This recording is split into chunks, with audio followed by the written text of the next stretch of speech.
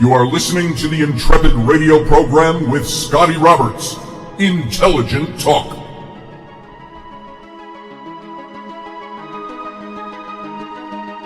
Well, good evening, folks. Happy Friday. It's the end of the week. Thanks for joining my show. This is Scotty Roberts. This is the Intrepid radio program right here on the Odyssey Radio Network. That's ODYSY1.com if you want to go over and see all the goodness that is Odyssey Radio. And you can join the live chat room over on my YouTube channel in the video simulcast of this broadcast. And that's over at youtube.com/Mr. Scotty Roberts. And for any of the show archives, you can go here and you can look at all the shows in video. They're all archived down below in my video section. You can also, something I'm just getting set up, is you can go over to the podbean.com and find the Intrepid radio program. I've only got one half of one episode up there, but I'm working on it. So over the next few days, maybe over the weekend, I'll have some archives you can listen to, but it's only in audio only. And so you'll be able to go over there and at least listen to the shows in archive. So check it out. I'll give you a current link once that's all up and running. And so welcome to tonight's program. Now, I know a major concern that some people have is, and this is only over in the video, in the YouTube channel, the shirt I'm wearing. It's a hoodie, and it says think on it. Now, some people are concerned. They think I wear the same thing almost every day. Au contraire. I have about a dozen of these hanging in my closet, left over from the very first Paradigm Symposium we did back in 2012. So I've got, these are almost 8 years old, but I've got a ton of them. And so while this looks like the same thing I wore yesterday, for those concerned, it's fresh and new and clean. So moving on into something much more important, let's jump into our presentation for today right away, because we again have a ton of information. Now maybe, just maybe, tonight we'll close out the Tower of Babel series, which we started a week ago, but we might not, because there's so many tributaries we can go off, which would then of course take us into other very interesting historical mysteries and alternative ways of viewing some of the biblical stories that were written out there. So I want you to give an ear tonight, because I think we have some very cool information. Remember yesterday, we were in one section talking about Nimrod, the king, versus Abraham. Abraham, if those of you aren't aware of who Abraham was, and I think I covered this last night, he was considered the father, is considered the father of the Jewish nation, or the Israelite people. And he was a priest in Ur of the Chaldees, and he heard the voice of God, Elohim, call him out to set himself separate from those people, and he packed up kith and kin and all his flocks and herds and migrated from Ur up in the Mesopotamian region down into Canaan. And that's where they established their family. And his grandson, of course, was Jacob, who is also named Israel, whose 12 sons represented the 12 tribes of Israel. And, of course, there's zodiac connections there and mystical connections. We can get into all of that stuff at another time. But yesterday, I was talking about the story of Abraham's confrontation with Nimrod didn't remain within the confines of the learned writings and religious treatises, but that it also conspicuously influenced popular culture. And I mentioned this notable example of the Cuando el Rey Nimrod, which basically translates when King Nimrod.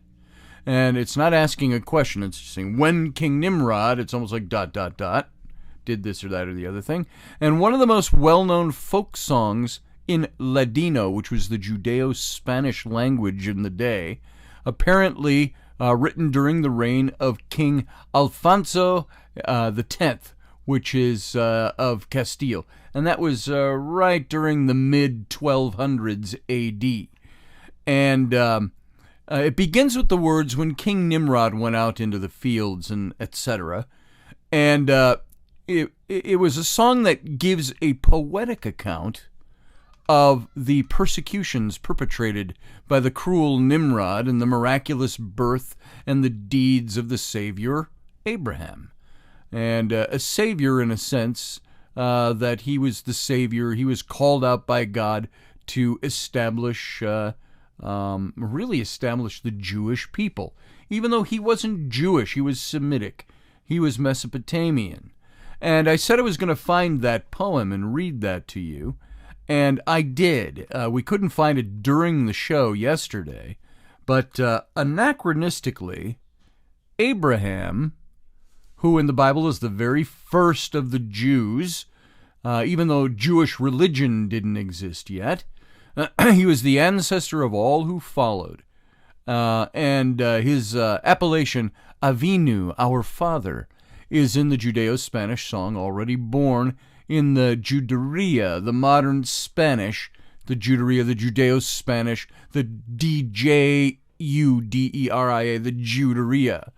And the Jewish quarter, Abraham became the first Jew by acknowledging the existence of a one true G blank D, God. And they did that because they couldn't speak his name. And Abraham in the Bible is the very first man to be circumcised and to also perform circumcision on his family members for the sake of this new religion that they were establishing. And much of the story is based on the account of Abraham's life written in the book Masa Avaram Avinu Alav HaShalom. And that is, it was written by Bernard H. Mehiman, M-E-H-I-M-A-N, Mehiman. And you can find that on the internet, and it's an interesting study. It's just a literary comment there, a reference. So, as well as in the Midrash. And the Midrash, as you know, is the biblical exegesis by ancient Judaic authorities. And they used a mode of interpretation that was prominent in the Talmud. And the word itself means basically textual interpretation or study. So the Midrash, regarding the furnace and Zohar. Zohar is the foundation work in the literature of Jewish mystical thought, known as Kabbalah. You've heard that word before. And it's a group of books, including commentary on the mystical aspects of the Torah, and scriptural interpretations, as well as material on mysticism, mythical cosmogony, and mystical psychology. And the Zohan contains discussions of all sorts of things that pertain to ancient Jewish writings. And this is the poem. I found this. It's in the Ladino original language, which is, again, Spanish Jewish language. This is written around in the mid-13th century A.D., and I can't read it. I've got modern language. Cuando el rey Nimrod el campo salía, miraba, and maybe some of you can understand some of this, en el cielo y en la estrelina. Vido una luz santa en la Judera que había de nacer Abraham Avinu. Okay? That's how it starts, kind of, because I don't speak the language, in the Ladino language, which is that Spanish Jewish language. Now, here it is, because I said I wanted to read this more for the art and literature side of things about this poem about Abraham and King Nimrod. And it goes like this. When King Nimrod went out to the countryside, he was looking at heaven and at the stars. He saw a holy light in the Jewish quarter, a sign that Abraham our father was about to be born. And the chorus says, Abraham Avinu, our father, beloved father, blessed father, light of Israel. And they'd recite that 2 times. Then he told the midwives that every woman who was still pregnant, If she gave birth to a male child, at once he will be killed, because Abraham our father was about to be born. Abraham Avinu, our father, beloved father, blessed father, light of Israel. Terach's wife was pregnant, and each day he would ask her, "Why do you look so pale?" She already knew the blessing that she had.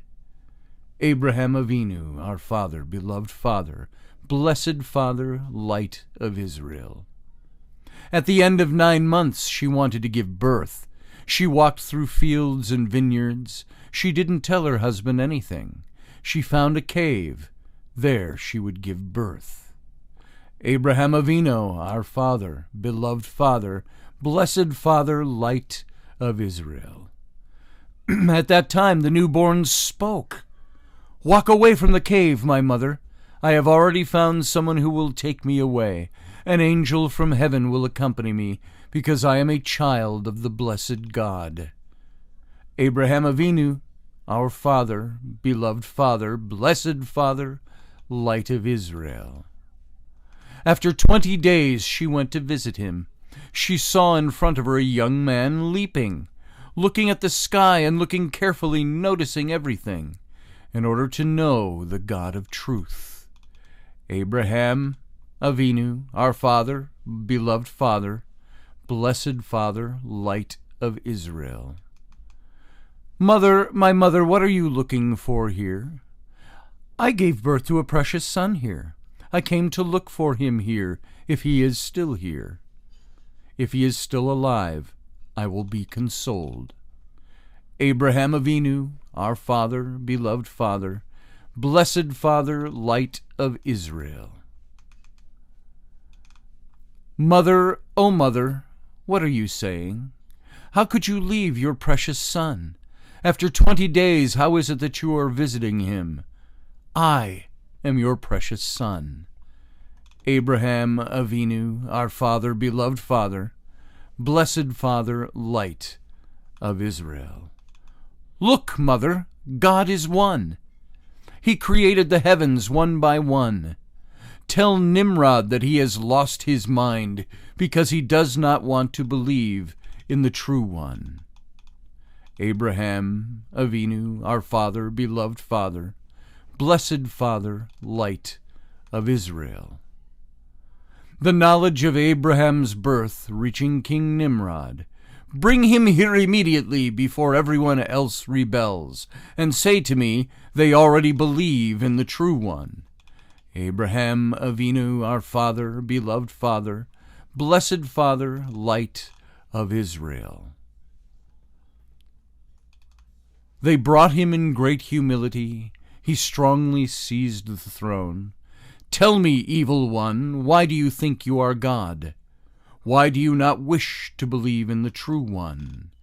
Abraham Avinu, our father, beloved father, blessed father, light of Israel.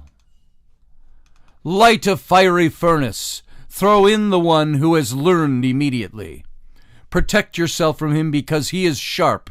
If God allows him to escape from here, then he is the real one." Abraham Avinu, our father, beloved father, blessed father, light of Israel. Thrown into the furnace, he walked. Within the angels he wandered. All the firewood gave forth fruit, and that is how we know the true God. Abraham Avinu, our father, beloved father, blessed father, light of Israel. Great merit has honorable Abraham. Because of him we recognize the true God. Great merit has the father of the newborn, who fulfills the commandment of Abraham, our father, in circumcision. Abraham Avinu, blessed father, our beloved father, our father, blessed father, light of Israel. We greet now the father of the newborn. We wish this newborn has been born under a good sign, Siman Tov, because Elijah the prophet appeared to us, and we will give praises to the true one. Abraham Avinu, our Father, beloved Father, blessed Father, Light of Israel. We greet now the Godfather and also the Circumciser. Because of his merit, the Redeemer and Merciful One will come to all Israel. Sure of this, we will praise the True One. Abraham Avinu, our Father, beloved Father, blessed Father, Light of Israel. Now that's the poem that was written by Cuando el Rey Nimrod. That's the name of the poem. And it was commonly sung amongst the Jewish people in the mid-13th century. So this is the poem that I referenced yesterday that talked about some of these events, bringing it down to a more vernacular of the day for people to understand. Moving on about this conflict between Abraham and Nimrod, according to the Islamic narrative, Abraham seems to have had a series of discussions with Nimrod. The Quran states that, "Have you not considered him who had an argument with Abraham about his Lord, because God had given him the kingdom? He was prideful." Abraham says, "My Lord is he who gives life and causes death." The king answers, "I give life and cause death." And at this point, some commentaries add new narratives like Nimrod bringing forth the two men who were sentenced to death previously. He orders the execution of one while freeing the other one. Then Abraham says, "Indeed, God brings up the sun from the east, so you bring it up from the west." And this causes the king to exile him, and he left for the Levant, or the area of Canaan. And although Nimrod's name isn't stated in the Quran, it's been held by Islamic scholars that the king, quote-unquote, mentioned was Nimrod himself. And according to Mujahid, 4 people gained control over the the earth, east and west, 2 believers and 2 disbelievers. The 2 believers were Solomon and Dul Qarnayn, however you pronounce it, and the 2 disbelievers were Nebuchadnezzar and Nimrod, and no one but they gained power over it. And that was reconciling between the verses. There's no compulsion in religion, says Al-Barach, and we shall drive them out from there in disgrace, and they will be abased. And so this is basically what the Quran, or Islamica, talks about. Now, the text of the Midrash also mentions Nimrod. Remember the Midrash, the interpretations, the study of the Jewish scriptures, of the Torah. And the following version of the confrontation between Abraham and Nimrod appears in the Midrash Rabbah. And it's a major compilation of Jewish scriptural exegesis. Exegesis being that function of to exegete something. You've heard it even with preachers in the Baptist church. You're talking about, let's exegete this scripture. It's just an explanation or interpretation of text, and particularly a religious text. And traditionally, the term was used primarily for work with the Bible. However, in modern usage, biblical exegesis is used for, and that's Gesis, it has nothing to do with the name Jesus. Exegesis is used for greater specificity to distinguish it from other broader critical text explanations. And in the Hebrew, which I don't read anymore, I did for some tests in seminary about 35 years ago, and that's it. It's all gone from me now. It says this: He, Abraham, was given over to Nimrod. Nimrod told him, "Worship the fire." Abraham said to him, "Shall I then worship the water, which puts off the fire?" Nimrod told him, "Worship the water." Abraham said to him, "If so, shall I worship the cloud, which carries the water?" Nimrod told him, "Worship the cloud." Abraham said to him, "If so, shall I worship the wind, which scatters the clouds?" Nimrod said to him, "Worship the wind." Abraham said to him, "And we shall worship the human, who withstands the wind?" Said Nimrod to him, "You pile words upon words. I bow to none but the fire. In it shall I throw you, and let God to whom you bow come and save you from it." Haran, Abraham's brother, was standing there. He said to himself, "What shall I do? If Abraham wins, I shall say, I am of Abraham's followers. If Nimrod wins, I shall say, I am of Nimrod's followers." And when Abraham went into the furnace and survived, Haran was asked, "Whose follower are you?" And he answered, "I am Abraham's." Then they took him and threw him into the furnace, and his belly opened, and he died, and predeceased Terach, his father. The Bible, Genesis, that's 11:28, mentions Haran preceding Terach, but it doesn't give any details of how he died. According to the Midrash Rabbah, he died in the furnace. So that's the story that takes place. Then there was the two Babylons. This is from an article that was written, The Two Babylons, and it was subtitled Romanism and Its Origins. We're talking about the literalist Orthodox Roman Catholic Church, and it's a religious pamphlet that was published in 1853 by the Presbyterian Free Church of Scotland, a theologian named Alexander Hislop. And the Book of Two Babylons depicted Nimrod as the son and the consort of Queen Semiramis. Semiramis. Semiramis. So it's Semiramis. Now, I mentioned yesterday that it's a whole lot of information. We might do a whole show on Semiramis. She was an intriguing character, but she was not only the consort wife to King Nimrod, but also his mom. So there you go, folks. Imagine, guys, marrying your mom and having kids with her. So there's a little incestuous stuff going on.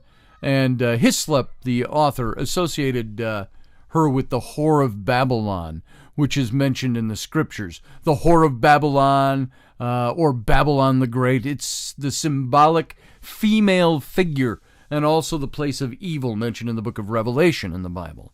And her full title is stated in Revelation 17 as Mystery, Babylon the Great, the mother of prostitutes and abominations of the earth.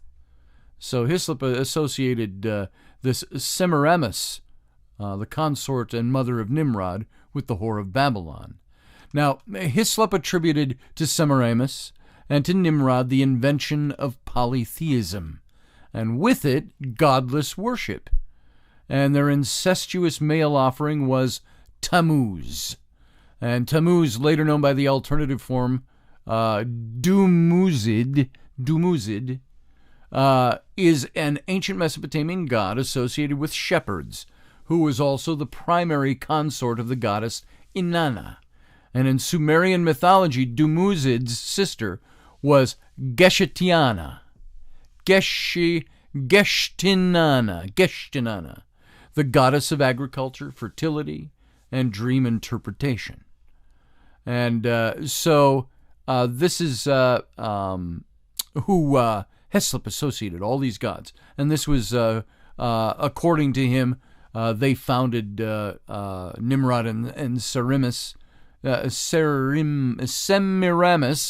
Boy, that's hard to say. The consonants kind of juxtapose against each other differently than we speak in English, to propagate the pagan religion of ancient Babylon. And others have rejected the whole book's arguments as based on a flawed understanding of the texts, but variations of them are accepted among the groups of evangelical Protestants. And so now there's some historical interpretations here that I want us to look at. And you know what? Basically, we're out of time in this first half. So we're going to get back to this when we come back. All of you sit tight as we go out to break, and let's hit some of this stuff again. I hope this is exciting for you, because it is for me. Sit tight.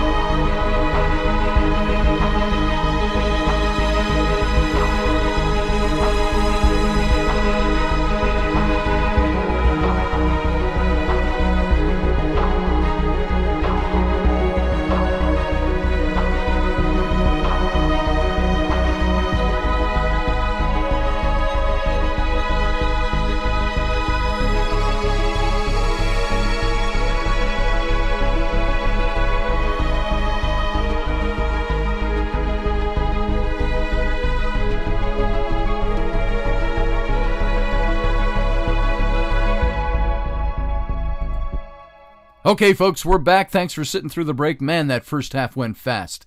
I'm glad I looked at the clock when I did, or I'd have just gone totally through the ads and the commercials on the radio network and ended up with a problem. So here we are. We're back. This is Scotty Roberts. This is the what is my show? The Intrepid radio program right here on the Odyssey radio network, ODYSY1.com, to go listen to the audio, to find all the different outlets where this show plays, as well as the terrestrial stations where you can find this show playing. You can also come on over to my live simulcast over on my YouTube channel in video. And really, the video is great when we show pictures and stuff, which I don't have any of tonight. So you're lucky over there in the audio version that there's nothing I have to over-describe to you. But you can also join the live chat room that goes on while this show is playing. And you can find that over at youtube.com/Mr. Scotty Roberts. Join the rest of the Intrepids and throw in your 2 cents worth and get to know the good family that's over there. Now, we left off in talking about Nimrod, talking about the Tower of Babel, where this all started, with the historical interpretations that are out there. So let's look at this for a minute, and don't let history let your eyes gloss over. Now, they say that people, when they hear the word history, they go, oh, and they glaze over. So you've got to be really interested in the topic in order to let the history of it mean something to you, to shed extra light on the topic that's being talked about. I know when John Ward and I were working on our television show, we entitled it History Trippers. And it was really about John and I and our friendship. It was kind of like if you think of, this is way before most of our times, but you think of like the Hope and Crosby movies back in the 40s and the 50s. They're on-the-road comedy movies. That's kind of what John Ward and I wanted to do, give kind of a buddy on the road, doing historical commentary up and down the Nile at various locations, and eventually we were asked if we could expand the idea, the concept, to other places of great historical interest around the world, which we did. Now, it was never picked up. We were told by places like, even the History Channel told us, we're not doing historical shows this time around. So we're doing more shows like, Swamp Hillbillies Wrestle Alligators. And so our show just never got picked up at the time that we were presenting it. We even got great reviews from the CEO of Nat Geo, National Geographic Channel. Said he loved us, loved the concept, but they weren't doing historical shows. And then he said, why don't you circle the wagons back around, a quote, in about a year. And we just never did. We got too busy with other things. And that was History Trippers. By the way, if you want to see it, if you haven't, go over to my website, scottallenroberts.com. And if you scroll about halfway down the page on the right, you're going to see a video for History Trippers. That's a 6-minute trailer. We did a sizzle reel, a reel to show all the networks when we were pitching this show. So you can take a look at that just for fun. Anyway, history. History is amazing. History, I think it's like opening the door on a dark room and illuminating things. And especially when you start getting into histories and alternative histories of things that we think we know about so well. So that's what I'm doing here with presenting the historical interpretations. So the historians, the Orientalists as they are called, the Assyriologists, the mythographers, they've long tried to find links between Nimrod and real historically attested figures in Mesopotamia. This is part of why, again, I don't have it on my desk, why I subscribe to Biblical Archaeology Review. Because I like to find these things that interest me, these biblical stories, biblical personages, and find out all the archaeology that's being done, not with like holy water and the blessing of the church or anything. That's not why it's biblical. It's biblical archaeology because there are a group of archaeologists, loosely affiliated, but archaeologists who go to explore the historicity of the biblical texts to find out what is real, what is myth, what's fabricated, and so on. And so that's why I like biblical history. So since the city of Akkad, remember Sumer, Akkad? We talked about Enki being Enki in the city of Sumer and the city of Akkad known as Iyah. So the city of Akkad was destroyed and lost with the destruction of, It was with the destruction of its empire in the period 2200 to 2154 BCE. And that's in the long chronology, which, if you look at the long chronology of the ancient Near East, it's a framework of dates and various events and rulers and dynasties, historical inscriptions and texts that customarily record all these events in terms of a succession of officials or its rulers. We've talked about this before, there's like the chronology of the Egyptian kings. And did you know, what's interesting is that there's 4 chronologies of the Egyptian kings, a 5th by a researcher who added his own chronology of the Egyptian kings. And the dates kind of shift around a little bit. So like when I was studying to peg a date for the Exodus under Moses out of Egypt, you can look to the chronology of the kings, but they all shift 20 to 40 years or thereabouts. Sometimes they skip a king altogether, or they combine 2 kings who were co-regents. And so you get the dating system, which isn't a perfect parallel. They kind of shift all over, depending on which chronology you're looking at. But it's usually only by 20 to 40 years you find these discrepancies. And so when I dated the Exodus, I used the accepted Oxford chronology of the Egyptian kings. I find that interesting all by itself, that there are different historians that have set up these chronologies. And so Akkad was destroyed, and with it its empire, and the association with Erech, Erech, or Uruk in the Sumerio-Akkadian. It was a city that lost its primary importance around 2000 BCE. As a result, the struggles between Isin, Isin, Ur, Larsa, and Elam also attest the early provenance of the stories of Nimrod. And several Mesopotamian ruins were given Nimrod's name by the 8th century AD by the Arabs, including the ruins of the Assyrian city Kalhu and the biblical Calah. They were built by Shalmaneser I, who reigned in the mid-12th, 13th century BCE, and a number of attempts to connect him with the historical figures have been made. The Christian bishop Eusebius of Caesarea, as early as the 4th century. Now remember Eusebius? We talked about him when we were talking about Constantine the Great. Constantine, who started convoking these councils, like the Council of Nicaea, being the first. He was the emperor of Rome, set himself up as the first pope, and Eusebius was his official church historian. And Eusebius, was under the mandate of the king.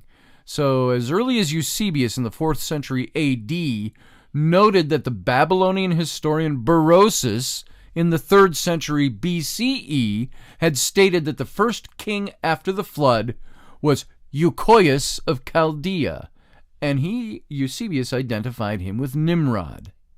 Now, Berosus, by the way, is the guy that also gave us the information about Oannes, the half-man, half-fish or amphibious water-bound man that would rise up, this race that would rise up out of the Euphrates River to bring the forbidden knowledge of the gods to early humans.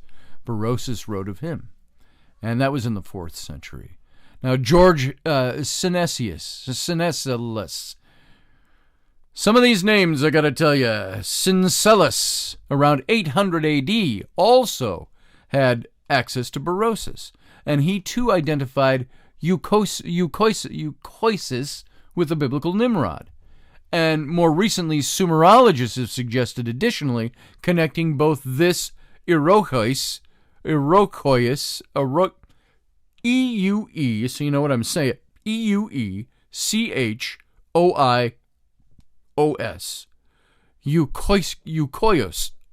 Eukoius, and the king of Babylon were one and the same, and the grandfather of Gilgamesh, who appears in the oldest copies of Aelian,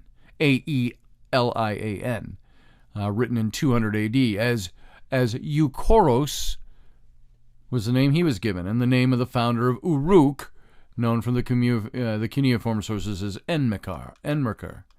And in 1920, let's wade through some of this, J.D. Prince also suggested a possible link between the Lord Ni, of Marad and Nimrod.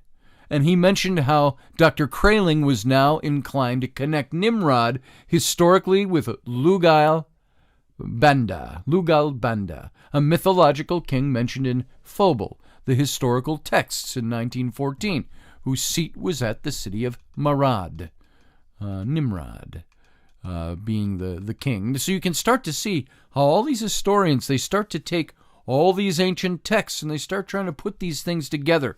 Let's connect the dots. Do the names mean the same thing? Are the similarity in names the same thing? Is Uruk Iraq? Yes, we know that. And so things like that, linguistics, language. And so according to Ronald Hendel, the name Nimrod is probably a polemical distortion of the god Ninurta, and a prominent god in the Mesopotamian religions, who had cult centers in a number of Assyrian cities such as Kalhu, and also in Babylon, and was a patron god of a number of Assyrian kings. Now, Nimrod's imperial ventures described in Genesis may be based on the conquests of the Assyrian king Tukulti-Ninurta. And there's historical reference, which makes no difference if I say it or not. And Julian Jaynes also indicates Tukulti-Ninurta, a powerful king of the Middle Assyrian Empire, as the origin for the name Nimrod. And Alexander Hislop, in his tract The Two Babylons, decided that Nimrod was to be identified with Ninus, who attested in Mesopotamian unattested in the Mesopotamian kings lists, who was, according to Greek legend, was a Mesopotamian king and the husband of Semiramis, the mother consort. And there was a whole host of deities throughout the Mediterranean world, and with the Persian Zoroaster is also brought in to identify with Nimrod here. And the identification with Ninus follows that of the Clementine recognitions, the one with Zoroaster, that of Clementine homilies, both works part of Clementine literature. And so there was an historical Assyrian queen, Shamu Ramat, in the 9th century, the wife of Shamsi Adad V, who some speculate have identified with Semiramis, while others take her a later namesake of a much earlier Semiramis. So you can see how some of these things get all mixed up. Let's bring in a familiar name. And Audrey will tell you she knows David Rohl. I know David Rohl. David Rohl is an Egyptologist. He is a biblical scholar. He's a linguist. He's an agnostic.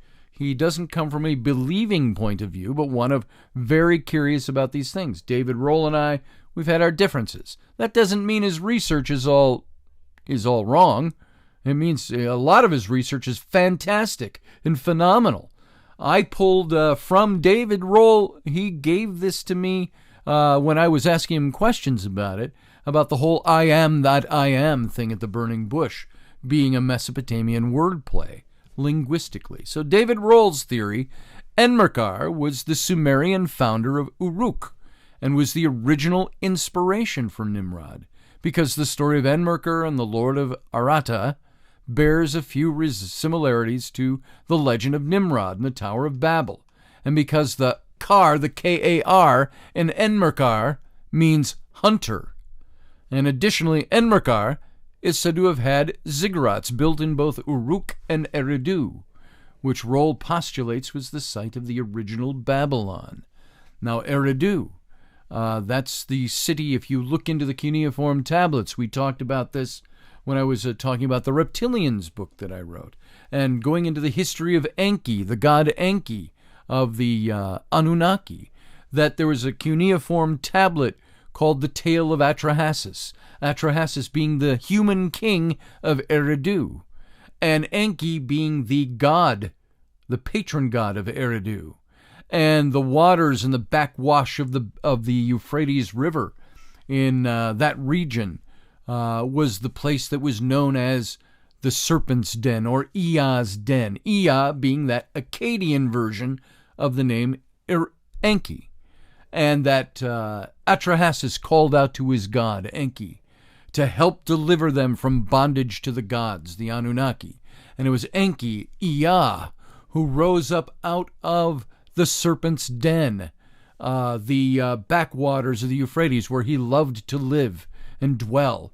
And he rose up out of there, and he bent his ear toward Atrahasis and gave him the forbidden knowledge to defeat and win the war against the Anunnaki gods. And for this, Enki, Ea, was cast by Enlil, the chief god of the Anunnaki, into the subterranean caverns of the earth to dwell forever with his followers who fell with him. And, of course, the Serpent's Marsh was known as the Serpent's Den, also became known as Enki Ea, Ea's Den, or Eaden, or Eden. And so you see the crossovers in the stories that start. When I say that Moses, when he wrote about the Garden of Eden story, borrowed an awful lot of material from the Enki story and the Eaden story. So that's a totally different story than what we're talking about tonight. So Roll is postulating that Uruk and Eridu were the possible sites of the original Babel. Now, George Rawliston believed Nimrod was Belus, B-E-L-U-S, and like Nimrod and Ninus, a king not attested in the Mesopotamian annals, but claimed by the latter Greeks to have been a king of Assyria, based on the fact that Babylonian and Assyrian inscriptions bear the names Bel-Nibru. And the word Nibru, N-I-B-R-U, think of you start to get Nabiru comes into your mind, but a totally different word. The word Nibru in the Akkadian language of Assyria and Babylonia comes from a root meaning to pursue or to make one flee. And as Rawliston pointed out, not only does this closely resemble Nimrod's name, Nibru, but it perfectly fits the description of Nimrod in Genesis as a great hunter that would pursue. And the Belos Nimrod equation or link is also found in many old works such as Moses of Corinne and the Book of the Bee. And Nibru in the Sumerian language was the original name of the city Nippur, which you find through ancient history. Joseph Paplika wrote in 1929 about the identification of Nimrod in the first dynasty of Uruk. And you can find that Paplika's work, The Biblical Nimrod and the Kingdom of Eanna, and the Journal of American Oriental Society. And yet again, Yigal Levin in 2002 suggested that Nimrod was a recollection of Sargon of Akkad and his grandson, Naram-Sin, with the name Nimrod derived from the latter. And he argues this is his point. The biblical Nimrod, then, is not a total counterpart of any one historical character. He is rather the composite Hebrew equivalent of the Sargonid dynasty, the first mighty king to rule after the flood, and later influence modified the legend in the Mesopotamian tradition, adding such details as the hero's name, his territory, some of his deeds, and most important, his title as the King of Kish, K-I-S-H. The later editors of the Book of Genesis dropped much of the story and mistakenly identified the Mesopotamian Kish with the Hamitic Kish, or Cush. So you can see there's all kinds of historical interpretations that take place out there. It's siphoning through them all and trying to find the one that fits, the one that works. Who was Nimrod?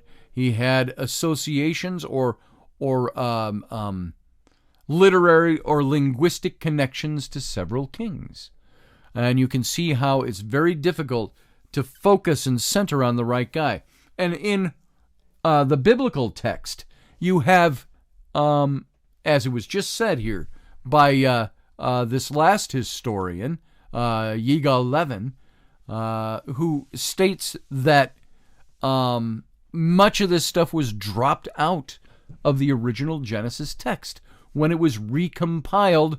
Remember again, now we'll again make reference to them, the 72 rabbis who went to the Library of Alexandria under the permission of the Pharaoh Ptolemy II after the Babylonian captivity in the late 400s BCE to recompile the Jewish scriptures out of scriptural texts, scrolls that were saved at the Library of Alexandria, that amazing ancient repository of knowledge. And they were released from Babylon. They went back to Israel to rebuild the temple and the walls of the city. And these 72 rabbis went to the Library of Alexandria to reconstruct Scripture. And they did this. That's why there's so many gaps and so many holes from what was probably actually written. Why did Moses, in his books, never mention the pharaohs of the Exodus by name? It was either they didn't have those names anymore, they couldn't find those texts, or Moses may have excluded them because he did not want to give them life. We've gone through all of that before, but this is the possibility that exists, that the story we read in our current book of Genesis, which is based on those 72 rabbis' work in Greek, the Septuagint, the Septuaginta, that is actually what we have in our English version of the Old Testament, the Septuagint, written by these guys. And that's why we see so many holes and so many missing things. That's why biblical archaeology is a fantastic thing that exists out there. And now you may say, well, what's the point? It's the Bible. The Bible's all fake, right? No, the Bible isn't all fake. You can take or leave the spiritual elements, the theological elements, the faith elements, if you will. But the history, I believe, and I'll say it again, is efficacious. And I believe they have found almost every archaeological mention in the Old Testament has been verified through biblical archaeology. And I think that that's important if you're going to even look at the Bible as literature, let alone theology. So once again, it's something that bolsters the faithful, which is what the goal was of the 72 rabbis going to the Library of Alexandria. Okay, let's look at, there's some literature out there you can take a look at. In the Divine Comedy by Dante Alighieri, it was written in 1308, thereabouts, years following. Nimrod is portrayed as a giant, which was common in the medieval period, with the giants Ephialtes, Antaeus, Briareus, Titios, Typhon, and he stands in chains on the outer edge of hell's circle of tetrarchy.